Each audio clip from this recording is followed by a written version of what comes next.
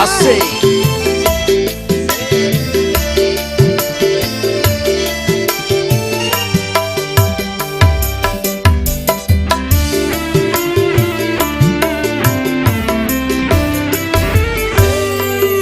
Longsor rasaning tangis jroning atiku yen kelingan esem agamoyomo laras mara gending tresno gawe kangening atiku tansah eling aku sliramu.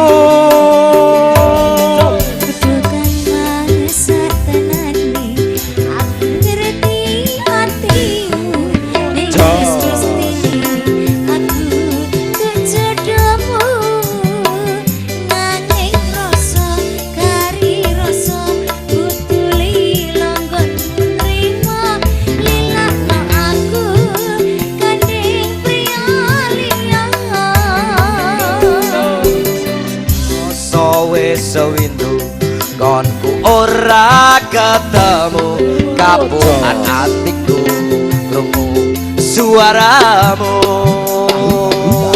aku mung bisa tetunggo waranggana sing tak tresno muga bisa urip tentrem mulya.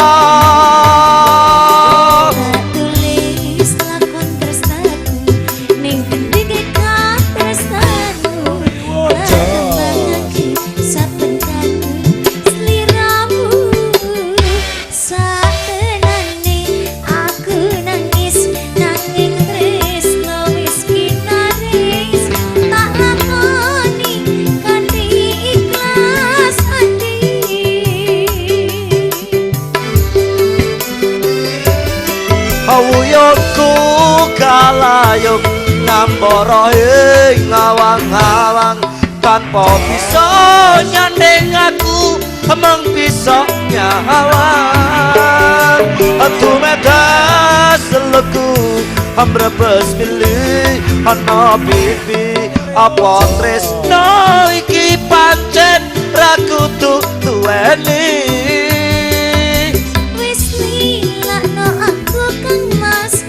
Cukup lalekno lelakon tresno iki bakal dadi crita tresno waranggana renggono asik.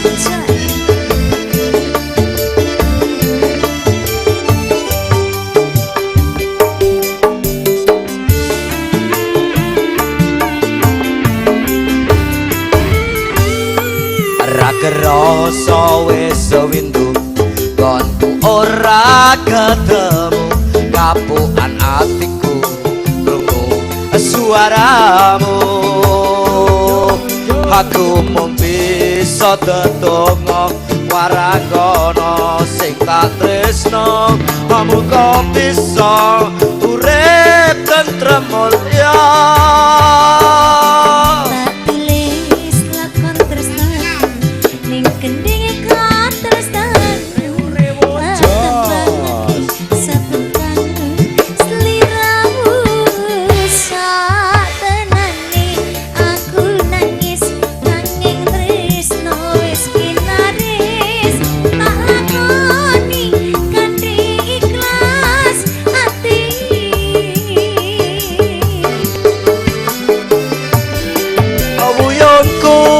Kalayung ngambara ing awang-awang tanpa bisa nyanding aku mung bisa nyawang aku medas leku ambrebes milih ana pipi apa tresno iki pancen ra kudu duweni.